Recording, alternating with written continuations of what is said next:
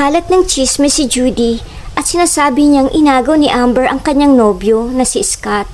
Ikwento niya sa lahat na si Amber ay isang taong inggitera at silosa na gagawin ang lahat para sirain ang relasyon ibang tao.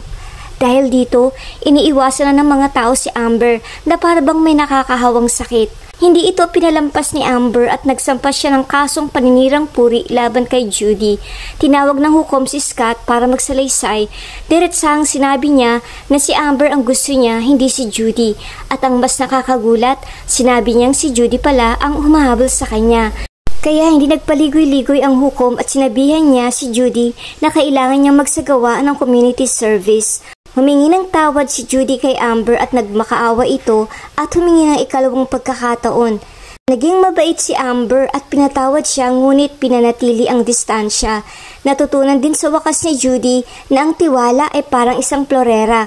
Kapag nabasag, hindi mo na ito basta-basta madidikit at aasahang magiging katulad pa rin ng dati.